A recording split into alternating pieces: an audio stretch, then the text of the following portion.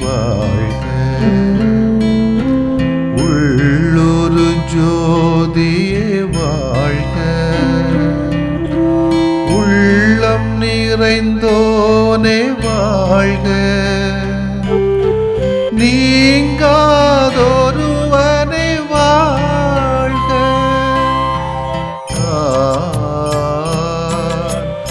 ஒளி பொருந்திய அழியாத ஆன்மா.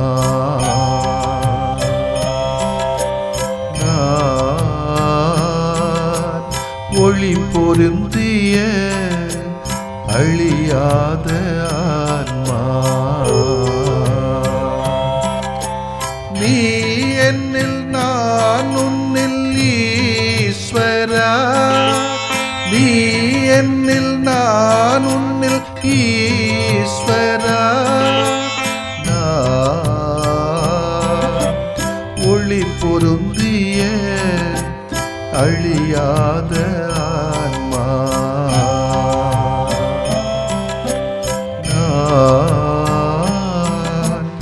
ஒளி பொருந்திய அழியாத ஆன்மா.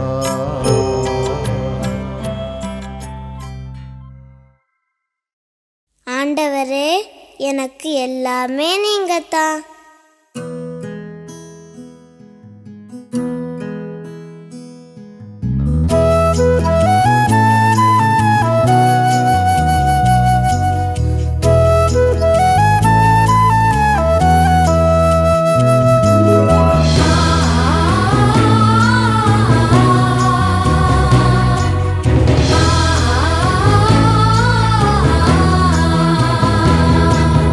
ஆண்டவரே,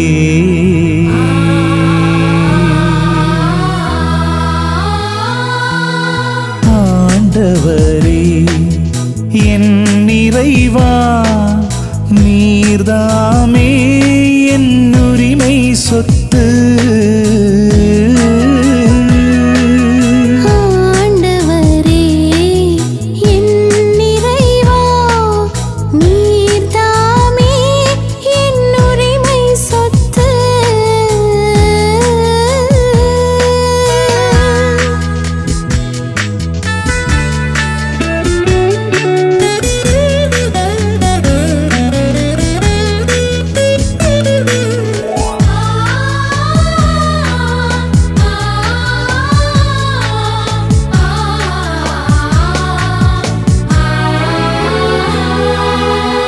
ஆண்டவரே, என்னை காத்தருளும். உம்மிடம் அடைக்கலம் நான் புகுந்தேன்.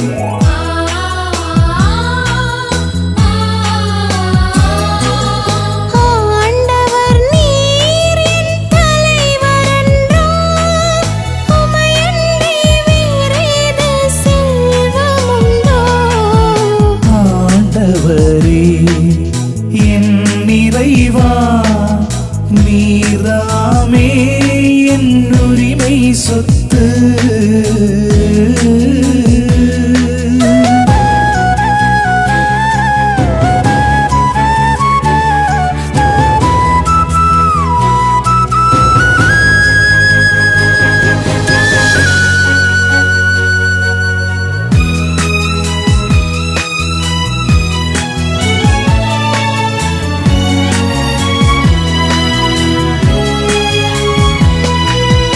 ஆண்டவர்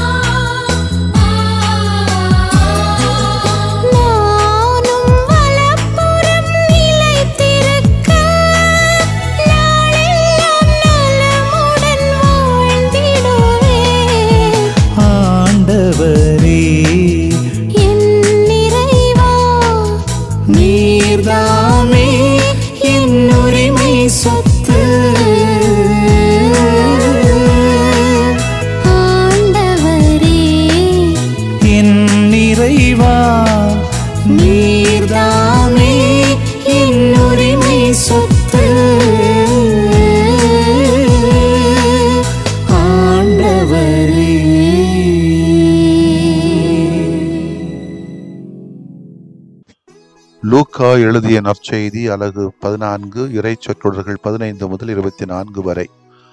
அக்காலத்தில் இயேசுவோடு பந்தியில் அமர்ந்தவர்கள் ஒருவர் இயேசுவிடம், இறை ஆட்சி விருந்தில் பங்கு பெறுவோர் பேறு பெற்றோர் என்றார். இயேசு அவரிடம் கூறியது, ஒருவர் பெரிய விருந்து ஒன்றை ஏற்பாடு செய்து பலரை அழைத்தார். விருந்து நேரம் வரவே அவர் அழைப்பு பெற்றவர்களிடம் தம் பணியாளரை அனுப்பி, வாருங்கள், எல்லாம் ஏற்கனவே ஏற்பாடு செய்தாகிவிட்டது என்று சொன்னார். அவர்கள் எல்லாரும் ஒருவர் பின் ஒருவராய் சாக்குப்போக்கு சொல்லத் தொடங்கினர். முதலில் ஒருவர், வயல் ஒன்று வாங்கியிருக்கிறேன், அதை நான் கட்டாயம் போய் பார்க்க வேண்டும், என்னை மன்னிக்க வேண்டுகிறேன் என்றார். நான் 5 ஏர் மாடுகள் வாங்கியிருக்கிறேன், அவற்றை ஓட்டி பார்க்க போகிறேன், என்னை மன்னிக்க வேண்டுகிறேன் என்றார். வேறொருவர், எனக்கு இப்போதுதான் திருமணம் ஆயிற்று, ஆகையால் என்னால் வர முடியாது என்றார். மற்றொருவர் பணியாளர் திரும்பி வந்து இவற்றை தம் தலைவருக்கு அறிவித்தார். வீட்டு உரிமையாளர் சினமுற்று தம் பணியாளரிடம், நீர் நகரின் வீதிகளுக்கும் சந்துகளுக்கும் விரைந்து சென்று ஏழையர், உடல்நலமற்றோர், பார்வையற்றோர், கால் ஊனமுற்றோர் ஆகியோரை இங்கே கூட்டி வாரும் என்றார். பின்பு பணியாளர், தலைவரே, நீர் பணித்தபடி செய்தாயிற்று, இன்னும் இடம் இருக்கிறது என்றார். தலைவர் தம் பணியாளரை நோக்கி, நீர் வழியோரங்களிலும் நடைபாதைகளிலும் போய் எனது வீடு நிரம்பு அளவுக்கு மக்களை வற்புறுத்தி கூட்டுவாரும், அழைக்க பெற்றவர்கள் எவரும் என்னுடைய விருந்தை சுவைக்கப் போவதில்லை என உமக்கு சொல்லுகிறேன் என்றார். ஆண்டவரின் அருள்வாக்கு. இறைவா உமக்கு நன்றி. கிறிஸ்து இயேசுவிலே பிரியமுள்ள சகோதரிகளே, சகோதரர்களே, ஒரு ஏழை தாய், அவருக்கு ஒரே மகன், கஷ்டப்பட்டு கண்ணீர் சிந்தி அம்மகனை நன்றாக படிக்க வைத்தார். பையனும் நன்றாக படித்தான், வேலை கிடைத்தது, அமெரிக்கா சென்றான். தாயோ பணம் இல்லாமல் பசியிலும் பட்டினியிலும் இங்கு வாடினாள். ஒரு நாள் அவரிடம் வந்த உறவுக்காரர் ஒருவர் அந்த தாயின் நிலை கண்டு பரிதாபப்பட்டு வருத்தப்பட்டார். மகன் இவ்வளவு வசதியாக வாழ்ந்தும் அவர் மட்டும் வறுமையில் வாடுவது ஏன் என்று வினாவினார். அதற்கு அந்த தாய் தன் மகனை பற்றி குறைபட்டு கொண்டார். அவன் கடிதமும் சில படங்களும் மாதந்தோறும் அனுப்புகின்றானே ஒழிய பணமே அனுப்புவதில்லை என்று மகனை பற்றி புகார் கூறினார். அந்த படங்களை கொண்டு வரும்படியாக கேட்டார் அந்த வந்த உறவுக்காரர். அவரும் கொண்டு வந்தாள். அத்தனையும் அமெரிக்க நாட்டு டாலர் நோட்டுகள். தன்னிடம் இருந்த செல்வத்தின் மதிப்பை உணராமலேயே அந்த தாய் வறுமையில் வாடினார். அன்புக்குரியவர்களே, இது ஒரு சிறிய கதை. இறைவனது அழைப்பு மாபெரும் செல்வம், ஒரு கொடை. ஆனால் அந்த அழைப்பின் மேன்மையை உணராமல் வீணாக்குகின்றவர்களை, வீணாக்கப் போகின்றவர்களை பற்றி இன்றைக்கு வாசிக்கப்பட்ட இறைவாசகம் நமக்கு கொஞ்சம் சொல்லுகிறது. மனிதர்கள் தருகின்ற பெருமைக்கும் புகழுக்கும் முக்கியத்துவம் கொடுக்க அழைப்பு விடுக்கிற இந்த உலகிலே இறைவனின் அழைப்பிற்கு ஆம் என்று சொல்வது அறிவற்ற தன்மையாகத்தான் தோன்றுகிறது. ஆனால் கொஞ்சம் ஆற அமர்ந்து யோசிக்கின்ற பொழுது யார் அறிவற்றவர்கள் என்பதும் தெரியும். கடவுள் அழைக்கிறார், இயேசு அழைக்கிறார். நம்மிலே பலரும் இந்த 3 பேர் சாக்கு போக்கு சொன்னது போல, மாடு வாங்கியிருக்கிறேன், ஓட்டி பார்க்கணும், கல்யாணம் கட்டியிருக்கிறேன், என்ன வர முடியாது, பிஸியாக இருக்கிறேன், இறந்துட்டாங்க, வீட்டில் அடக்கிட்டு வரணும், இப்படியெல்லாம் வயல் வாங்கியிருக்கிறேன், அது கட்டாயம் பார்க்கணும், இப்படியெல்லாம் லேம் எக்ஸ்கியூசஸ், சாக்கு போக்குகளை சொல்லி ஒருவேளை தேவையாக இருக்கலாமா இருக்கும். சாக்கு போக்குகளை சொல்லுகிற ஒரு சமுதாயம். நீ ஏன் சபைக்கு வரல, நீ ஏன் அன்பியத்துக்கு வரல, நீ ஏன் கோயிலுக்கு வரல, ஏன் நீ இந்த பயிற்சிக்கு வரல, ஏன் இந்த கூட்டத்துக்கு போகல என்று கேட்டால் அது சூத்த இது சூத்தேன்னு சொல்லி ஏமாத்துகிற சாக்கு போக்கு சொல்லக்கூடிய கிறிஸ்தவர்கள், கத்தோலிக்கர் நம்முடைய பங்குகளில் இன்னைக்கு ஏராளம். அறிவற்றவர்கள் யார் என்பதை பற்றி நாம் யோசிக்க வேண்டியிருக்கிறது. நம்முடைய கிறிஸ்தவ வாழ்வின் மேன்மையை வாழுகிற ஒரு இறை அனுபவம் நமக்கு தேவைப்படுகிறது. நமது வாழ்க்கையில் எது முக்கியம், எது முக்கியமற்றது, எது நலமானது, எது நலமற்றது, எது இப்போ தேவை, இது இப்போ தேவையில்லை என்பதை பற்றி நாம் உணராமல் இருந்தால் நம்முடைய வாழ்க்கை எங்கேயோ போயிருக்கும். நாம் சரி என்று கருதும் எல்லாமே சரியானவை கிடையாது. நாம் சரி என்று கருதும் எல்லாமே எப்பொழுதும் சரியானவையாக கிடையாது. இன்று திருச்சபை சார்லஸ் பொரோமியோ என்ற புனிதரை நமக்கு நினைவுபடுத்துகிறது. அவருடைய வாழ்வு நமக்கு சுட்டி காட்டுகிற ஒரு உண்மை, தாழ்ச்சியோடு தேவையில் இருக்கின்றவருக்கு உதவி செய்தல். பெரிய பெரிய பதவியில சார்ல்ஸ் இருந்தாலும் கீழே இறங்கி வந்து மக்களோடு மக்களாக தரைமட்டம் வந்து எல்லோரிடம் எல்லாராகவே அவர் வாழ்ந்தது அவருடைய வரலாறு சொல்கிற உண்மை. தம்மை தாமே தாழ்த்துகின்றவர் உயர்த்த பெறுவர் என்று சொல்வது போல தன்னை முழுவதும் தாழ்த்தி கொண்டு அதே வேளையில் தேவையில் இருக்கின்றவருக்கு உதவுகிற நல்ல மனத்தை கொண்டு வந்தார். இன்னைக்கு நம்ம சொல்லுவோம், வெளிநாட்டில் போயிட்டு உழைச்சிட்டு வந்து நாங்கள் வேலைகளுக்கு வேலை செய்வோம்னு சொல்லிட்டு சொல்லக்கூடிய ஆட்களும் இருக்கிறாங்க. அதை விட இருக்கிறதுலேருந்து கொடுக்கறது தான் நமக்கு முக்கியம். எனவே சார்ல்ஸ் பொரோமியோ புனிதர் 1576களிலே மில்ல நகரில் ஏற்பட்ட கொள்ளை நோயின் போது அவர் ஆற்றிய அரும்பணிகளை சான்றாக இருக்கிறது. எந்த அளவுக்கு இவர் கஷ்டப்படுகிற மக்களோடு தன்னை ஐக்கியப்படுத்திக் கொண்டார் என்று. எனவே இவருடைய சார்ல்ஸ் பொரோமியோ தன்னிடமிருந்த எல்லாவற்றையும் நோயினால் பாதிக்கப்பட்ட மக்களுக்கு கொடுத்து இன்று அவர் இரக்க குணம் உதவிடும் பண்பு நம்மை அழைப்புக்கு விடுக்கிறது.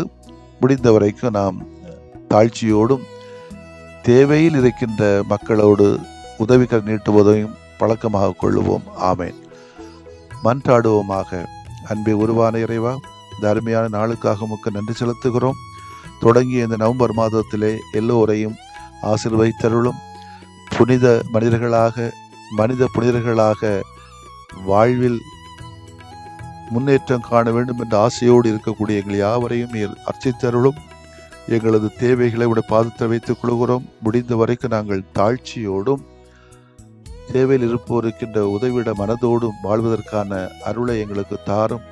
எந்தவித சாக்கு போக்குகளும் சொல்லாமல் நீர் காட்டுகிற வழிகளிலே நீர் கொடுக்கக்கூடிய அழைப்புகளுக்கு ஏற்றபடி ஆம் என்று சொல்லி ஆகட்டும் என்று சொல்லி வாழ்க்கையை தொடர தேவையான அருள்வரங்களை தாரும் ஆண்டவரே. ஆமேன். விரும்புகிறேன் நீயும் குணமாகு, அஞ்சாதே நான் என்றும் உன்னோடு. விரும்புகிறேன் நீயும் குணமாகு, அஞ்சாதே நான் என்றும் உன்னோடு.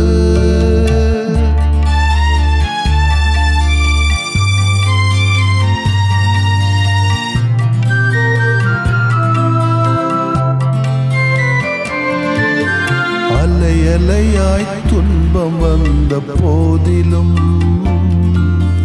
அரவணைத்து காக்கும் எங்கள் அன்பு தெய்வமே. அலையாய் துன்பம் வந்த போதிலும்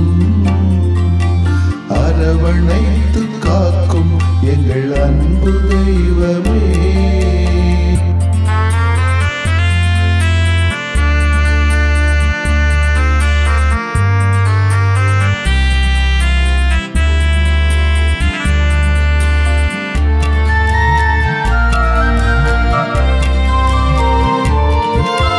கடும் காய்ச்சலால் அவதியுற்றோம் தெய்வமே,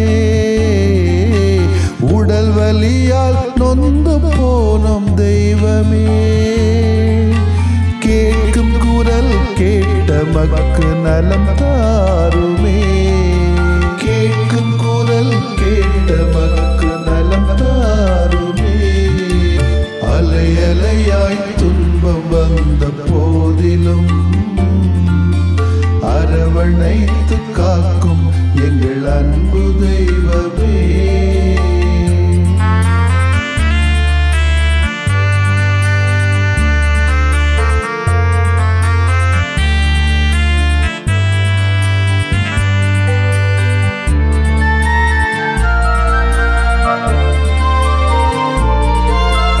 உள்ளம் நிறைவை இழந்து நின்றோம் தெய்வமே,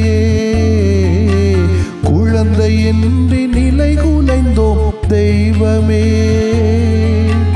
கேட்கும் குரல் கேட்ட மக்கு நலம் தாருமே, கேட்கும் குரல் கேட்ட மக்கு நலம் தாருமே. அலையாய் துன்பம் வந்த போதிலும்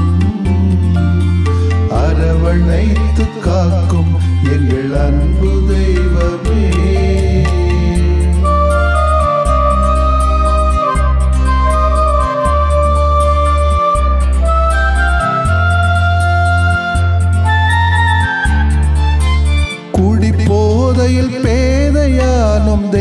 தெய்வமே,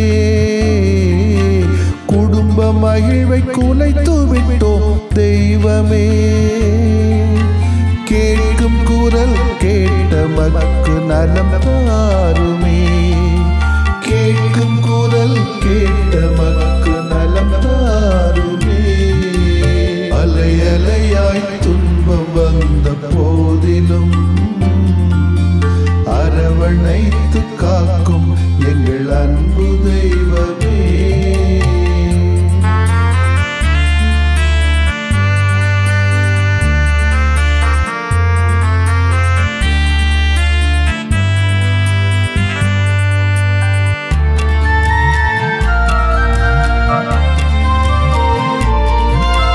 புற்று நோயால் பலம் இழந்தோம் தெய்வமே, தொற்று நோயால் நிம்மதி இழந்தோம் தெய்வமே. கேட்கும் குரல் கேட்ட மக்கு நலம் தாருமே, கேட்கும் குரல் கேட்ட மக்கு நலம் தாருமே. அலை அலையாய் துன்பம் வந்த போதிலும் அரவணைத்து காக்கும் எங்கள் அன்பு தெய்வமே. அலை அலையாய் துன்பம் வந்த போதிலும் அரவணைத்து காக்கும் எங்கள் அன்பு தெய்வமே.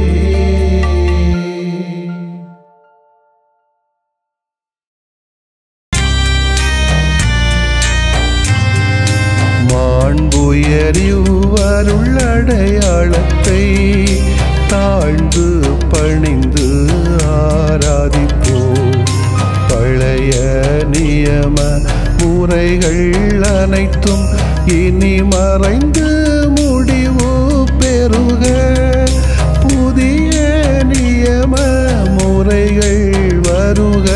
புலன்களாலே மனிதன் இதனை அறிய இயலா. குறைகள் நீக்க நம்பிக்கையின் உதவி பெறுக.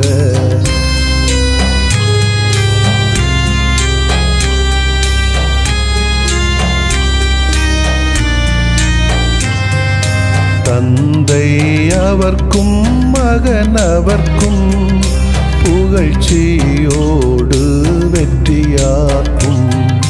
மீட்பின் பெருமை மாட்சிமையோடு வலிமை வாழ்த்து யாவுமாக. இருவரிடமாய் வருகின்றவராம் தூய ஆவியானவர்க்கும் அளவில்லாத சமப்புகழ்ச்சி என்றுமே உண்டாகுக. ஆமென்.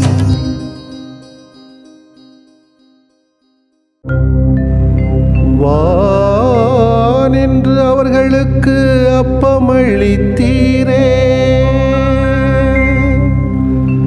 இனிமையெல்லாம் தன்னகத்தில் கொண்ட அப்பம் இதுவே.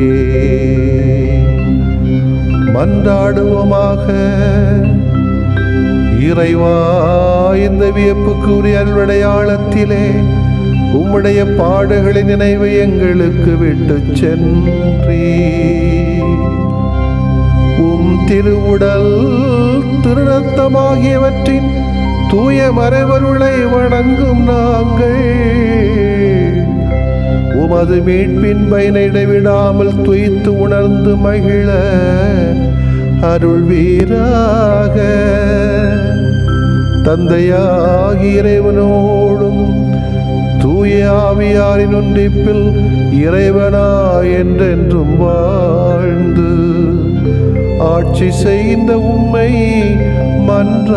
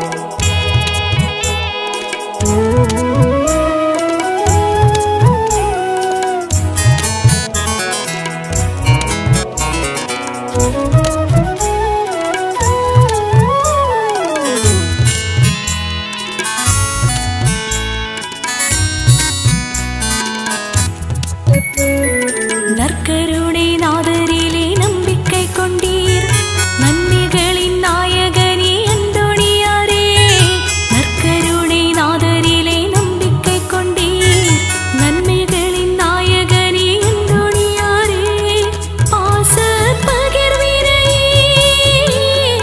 பண்பாய் கொண்டவரே பாச பகிர்வினை பண்பாய் கொண்டவரே எம் இறை ஒளிவாய் மயிலக்கடம் நீர் இணைகின்றோம் உம்வழியில் நடத்துமையா இறை ஒளிவாய் மயிலக்கடம் நீர் இணைகின்றோம் உம்வழியில் நடத்துமையா கொஞ்சம் தமிழில் நாங்க பாடுகின்றோம் கொஞ்சம் இங்க கண்ணீரை பாருமையா கொஞ்சம் தமிழில் நாங்க பாடுகின்றோம் கொஞ்சம் இங்க கண்ணீரை பாருமையா கொல்லும் நஞ்சை சுவைத்தவரே கொஞ்சம் பேசி மகிழ்ந்தவரே கொல்லும் நஞ்சை சுவைத்தவரே கொஞ்சம் பேசி மகிழ்ந்தவரே கொண்டாடி கரம் கோர்த்தோம் வந்தொழியாரே கொஞ்சம் தமிழில் நாங்க பாடுகின்றோம் கொஞ்சம் இங்க கண்ணீரை பாருமையா கொஞ்சம் தமிழில் நாங்க பாடுகின்றோம் கொஞ்சம் இங்க கண்ணீரை பாருமையா கொஞ்சம் தமிழில் நாங்க பாடுகின்றோம் கொஞ்சம் இங்க கண்ணீரை பாருமையா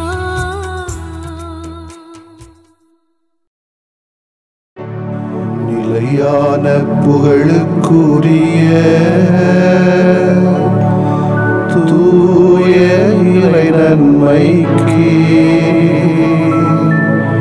எல்லா காலமும் தொழுகையும் புகழும் போற்றியும் ஆட்சிமையும் உண்டாக கடவது போற்றியும் ஆட்சிமையும் உண்டாக கடவது. தந்தை மகன் தூய ஆவியாரின் பெயராலே ஆமென்.